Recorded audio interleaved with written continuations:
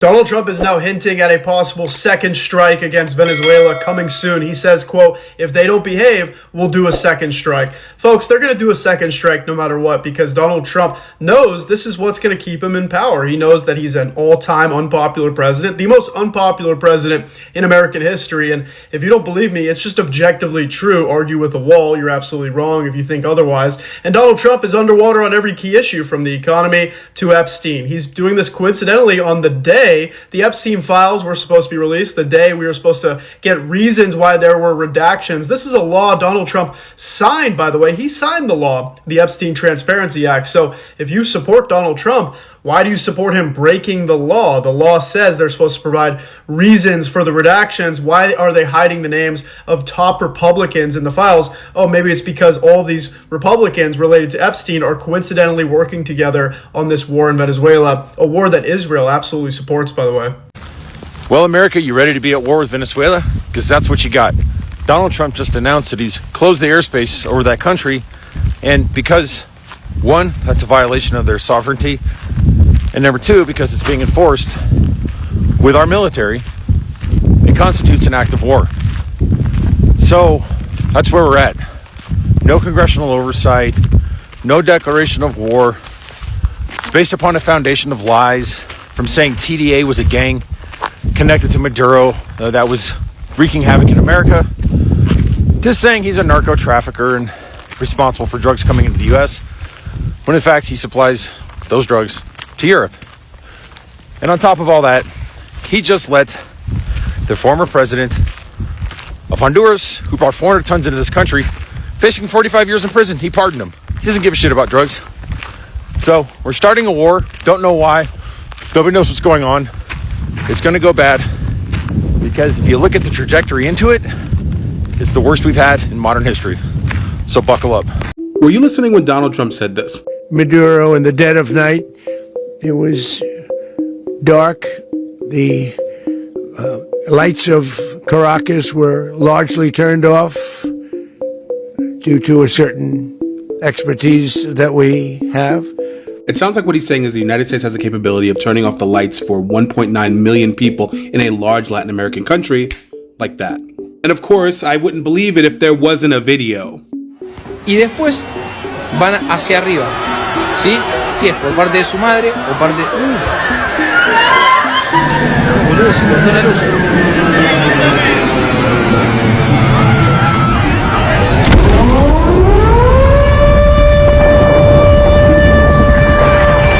What this tells me is Nicolas Maduro was literally in the dark in his fortress. He probably couldn't find his way to the safe room without lights. It's also why he probably wasn't able to close it. He was feeling around, probably looking for the lever to pull it closed. Couldn't find it. Van hacia arriba, ¿sí? Si es por parte de su madre o parte... Boludo, se cortó la luz.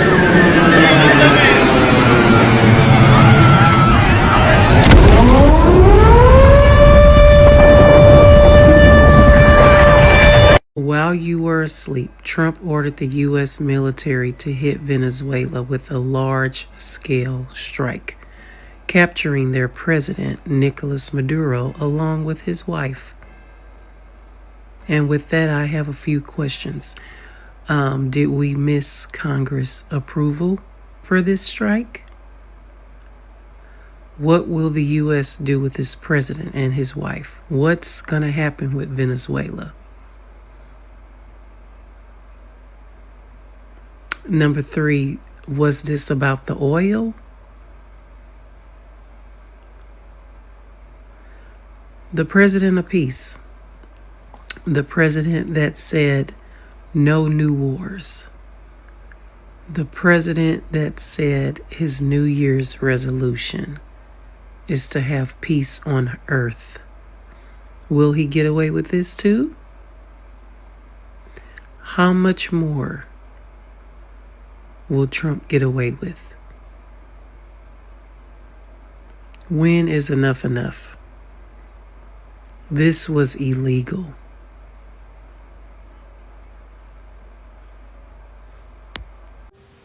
So we are going to run the country until such time as we can do a safe, proper, and judicious transition. We've taken over another country. Our leader can't even pronounce the word judicious. And I have to say, before I say anything else, that I'm deeply embarrassed to be an American today. Why have we taken over Venezuela? For the oil. We want its oil. Let's talk about that. America right now produces more oil than any other nation in the world. That's a fact. We produce more oil than any nation in all of human history. But it's not enough because Trump's energy policy is to continue to exploit oil, which means we need more. That's where Venezuela comes in. The prospect of America producing more oil is iffy. We know where our reserves are. They're expensive to exploit. Who has the largest known reserves of oil by far? Venezuela. Venezuela's oil prospects are a little bit problematic. It's heavy crude. It's going to cost a lot of money to make it viable for actual use, but they have it. We want it. People on the right brazenly lie when they say, oh, no. We've gone into Venezuela because they have a bad dictator. What does Trump want to be? A dictator. Lots of countries have bad dictators. Venezuela's got oil. And even Trump is not trying to deflect from this. He said today, with us in charge, we're going to pump a lot more oil. The reality is that we're not going to produce more oil because we're inducing violence and chaos in Venezuela as a result of this invasion. And the most likely replacement leader, the most popular leader in Venezuela, Machado, Trump has undercut her, saying that she doesn't have widespread respect. She does. She's the overwhelming opposition leader for Venezuela. Why is Trump throwing Machado under the bus? Because everything is personal with Trump. She won the Nobel Prize that he wanted. Plus, she's a woman. He hates women. So what are the prospects here? We cannot possibly effectively lead Venezuela as an external leader. We're shunting off all possible other leaders, chaos and violence for years to come. And that's on us. And that's why I'm deeply embarrassed to be an American today. Trump has bombed Venezuela and captured Maduro. This is US imperialism at its most naked, and it is a criminal act of aggression. We stand unconditionally with Venezuela against the US. Trump claims that this is about democracy or this is about drugs, but this is a lie. What this is about is US imperialism maintaining their control over the region and its resources. Protests will be called across US embassies all over the world, and these should be mobilized for as much as possible, and a full statement of this by the RCI will be coming out later. I want to talk about what's happening in Venezuela and give some context from an actual Venezuelan. Maduro, bad. Trump, bad. Getting rid of Maduro, good. An American intervention into Venezuela, bad. Now you're going to see a lot of Venezuelans who seem to be in support of this American intervention, not because we're naive or because we don't understand what it could mean. Nobody wants to be bombed by the Yanks, okay? But that should give you an idea as just how desperate Venezuelans are. Maduro is not the legal president of Venezuela. He lost the 2024 election to Edmundo Gonzalez. That is an indisputable fact. But this isn't so much about the nitty-gritty of the politics as much as it is about the effects of those politics on the people. Imagine this. You wake up, there's no water, as usual. The lights have been out for about 10 hours. Your fridge starts to smell because the power keeps going out. So you're like, okay, I'm going to go out and buy some new food. You get there and the food is even more expensive than it was before. Food has gone up 21.9% in price since just last October. Actually, food prices have gone up 12,000% since 2009. So that's like a tomato being worth $1. Now that same tomato is worth $12,000. That's how crazy the food situation is in Venezuela. These rolling blackouts too that I mentioned have a huge effect on the hospital systems. Often you will be in the middle of surgery and the electricity goes off. So you have a country where you have very little access to food, and we know little access to food usually means a huge increase in crime. That has happened in Venezuela. You have a dangerous country, you don't have access to food, water, electricity, and your hospital systems have been terrible. On top of these brutal living conditions, you have this political violence hovering on top of you. If you speak out about what's happening, you are very likely to be disappeared into El Helicoide, which is the largest torture center in the Americas. In July of 2024 came Operation Tuntun. So basically the government would come knocking on your door if you made any posts that were against the government. And if your neighbors outed you for being out protesting, you would be likely to be kidnapped and sent to this torture center. In just the month of July 2024, 1,900 political prisoners were taken. Those numbers have gone up to over 3,000, most of those being youth and most of those being underage girls. Since 2014, there has been 17,888 politically motivated arrests in Venezuela. More than 8 million Venezuelans have fled the country. Our families are scattered across the world because we can't safely live home.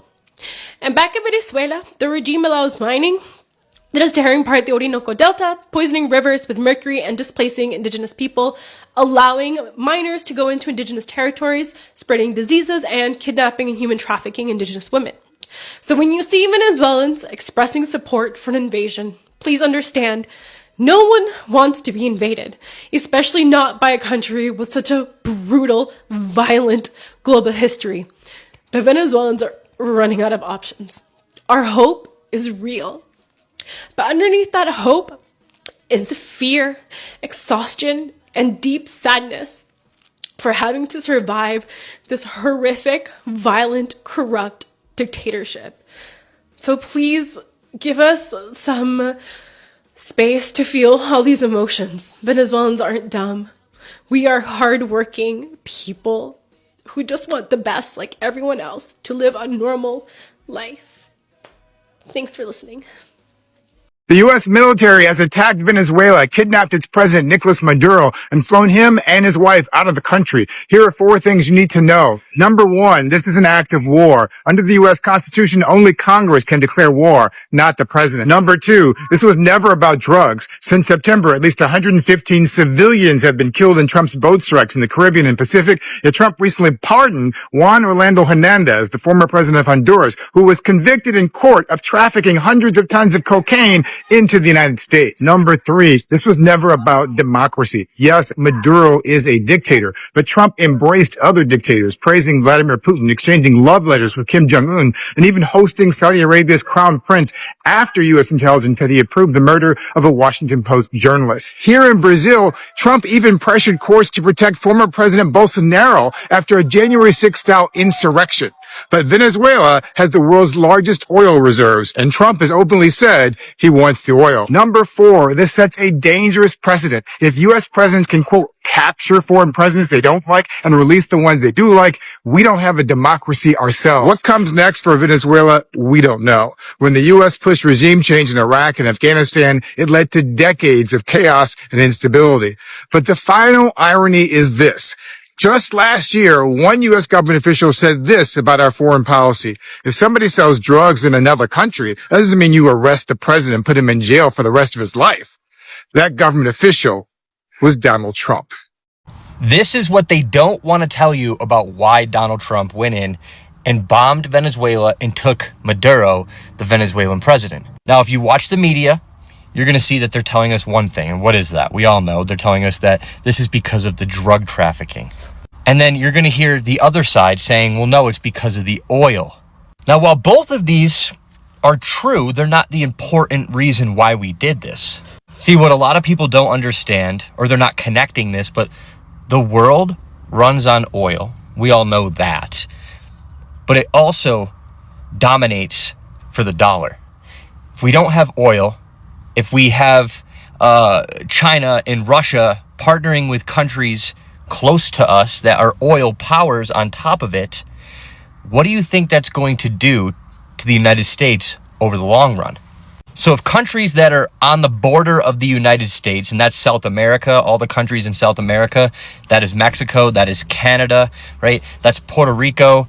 It's technically a U.S. territory, but my point is that countries that are in our hemisphere, that are close to us, we need to make sure that we have control over them. And that is a point that they will not tell you, just like I'm hesitant to even say that because of what people are going to say and think in the comments. But this is a world where it's be or be killed.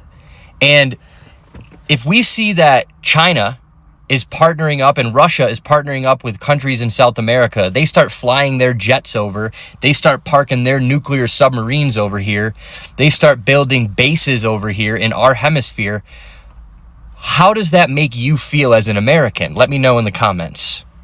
But if one of the world's largest oil producing companies, or could be if they had the right infrastructure, is not partners with us, is not friends with us, is run by a dictator, that is a fact. The man was a dictator. He lost the election to the woman who won the Nobel Peace Prize. He decided just to stay in power. Well, if we can't get along with these people, and I'm not saying the Venezuelan people, because if you look at the streets of Venezuela, they're partying. They love this because they know how bad they've had it under this man. But it's so much bigger than that. It's for national security of the United States of America.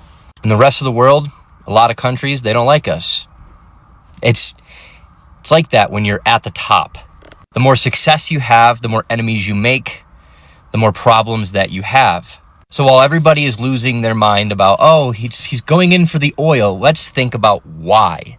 Why do we need the oil? Is it just the oil, or is it a plethora of things in the partnership of an oil-rich country that has been led by a dictator for 20 to 30 years? I personally think that there are more positive things that are going to come out of this than negative, not just for the people of Venezuela, but for the entire world. And the stronger that we are, and the more control that we have in our hemisphere, the more powerful we are, the less people will want to fuck with America. And I'm sorry, I do live here. I do live in District 1. And personally, as an American, I would like to keep it that way. Because I know that you cannot change how humans react. But what's coming in the future, none of this in the next 20 to 50 years is even going to matter because of how crazy AI is gaining traction and what that's going to do for equality in the world. So while everybody's worried about right now, the rest of the world is going to get a lot better in the coming years. But in the meantime, America needs to protect itself. And I'm okay with that. Make sure you guys like, share, follow. God bless the Venezuela people. God bless America. And we'll see you guys soon. So just in case you didn't know, when a country attacks another sovereign nation and then kidnaps the president and the president's wife of that nation and now claims they're going to run that nation, that literally goes against 1, Congress, and 2, the United Nations. See, when things like this happen, we're supposed to tell our allies that we're going to do it, and then we vote on it. The UN right now is saying the United States should have no vote in any matter whatsoever anymore until Donald Trump gets his shit together or otherwise. Not only that, but because China, Iran, and Russia are 3 of Venezuela's biggest importers of their oil, they're now going to be running dry. Therefore, being pulled into direct conflict with the United States military, aka a war. So, not only was this illegal, immoral, and unethical, but it's going to completely turn our own allies against us, which we see that happening in real time, and have our biggest enemies now pushing forward towards us. This is literally going to be World War fucking 3 because some billionaire oligarch that half the country voted into office decides to be a dictator. Prove me wrong. Listen to me when I say this, okay? Kidnapping Maduro was one of the worst decisions that the United States could have ever made, and I'm going to thoroughly explain as to why. Even if you despise Maduro, many Venezuelans do, of course, kidnapping a technical head of state not only blows up international law, it sets a precedent. Strong countries can just take leaders they don't like. Also, it almost guarantees retaliation, covert or otherwise. You're worried about sleepers? Oh wait, no. Apparently nobody fucking knows what sleepers are. Research into what psychological warfare is for me real quick. But this also risks civil war and then civilians suffer. Look at Syria and what it's become. Look at how many people were so happy to go back just to end up admitting that it's far worse than it was before. How can you not notice what an obvious land grab looks like by now? But then you have the fact that these strikes weren't even congressionally approved.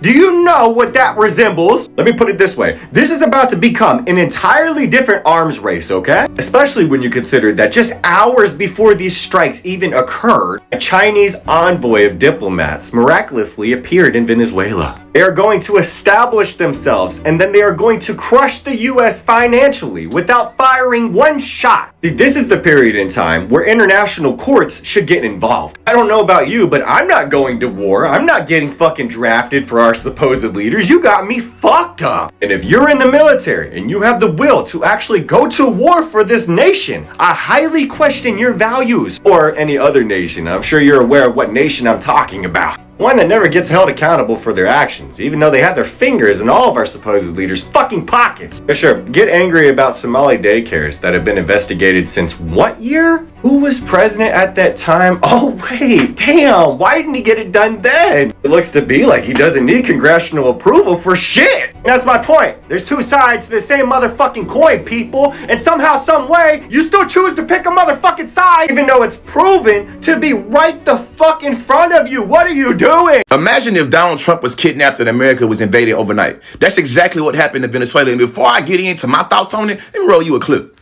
So you say during the war you can't have elections. So let me just say 3.5 years from now. So you mean if we happen to be in a war with somebody, no more elections? Oh, that's good. I wonder He implies that we have to cancel the election if the U.S. is at war, and then he manufactures a war by blowing up fishermen in Colombia and claiming they Venezuelan drug dealers. Which brings me to two important points. One about the war on drugs and one about law and order. The first is that it's supposed to be the president and the party of law and order and keeping the Constitution and abide by the law. Did he get authority from the Congress to be able to invade and wage war Venezuela? No, he did not. Which brings me to the second point of how these folks full of shit. Now, you claiming that you're doing this with Venezuela because you're fighting the war on drugs, but you just pardoned the president of Honduras that was responsible for bringing in 400 tons of that Yola into America. 400 tons. Now you're trying to convince us in America you care about drugs in Venezuela? What going on? The same folks that will justify a black person having their life exterminated because they not conform to the law will allow this man in one rogue, where they be talking about being convicted of a whole bunch of felonies, or they be talking about waging an illegal war. They don't care about the law, except for when they look like me. And we always knew y'all was full of shit when y'all said all lives matter. We can sensationalize no American casualties when this invading happened, but we don't talk about the casualties that happened on the Venezuelan side. We don't think about the citizens that was in proximity to these museums they blowing up and how we ain't seen there's no humanitarian people that break the law. What does this have to do with the shit countries Donald Trump is always talking about? Well, a lot of those individuals are coming to America for asylum because the American government, what Donald Trump did, they'll do shit like they did to Venezuela. Destabilize the country, making it where it's easy to take their resources. What happens is now the country is running rogue because the leadership has been taken away. You kidnap the leader. But confirmation bias allows us to say, this proves that these people are irrational and underdeveloped, and it justifies us doing better with their resources because look at them. They ain't even got no leadership. You took away their leadership. Now peep this. If your shit country elects a leader that they feel like can help their country get out of shit and America believes they need to be in their shit, they'll find a better leader that's more friendly with American interests. Remember that woman that gave Trump the Nobel Peace Prize? I'm gonna roll a clip from under the SV. Listen to this. Venezuela is technically a democratic country, and they held an election in 2024 just like we did for president. And according to published tally sheets, these people were the winners of the election. This is Gonzalez and Machado. You will recognize her as the winner of the Nobel Peace Prize, who dedicated her prize to President Trump. After the election, Gonzalez had to seek asylum in Spain because Maduro's corrupt government issued a warrant for his arrest. And Machado also went into hiding. Now, some folks thought she was in Venezuela. However, there's a chance that she could have been hiding out in Bangor, Maine. Bangor, Maine? Like the United States? We don't know. But what we do know is when she went to Norway to accept the Nobel Peace Prize, the plane that she arrived in had come from Bangor, Maine. So it stands to reason that however she escaped from Venezuela, she at least stopped by Bangor, Maine for a little while. Machado has openly supported President Trump's strategy in Venezuela, mostly because it deeply benefits her.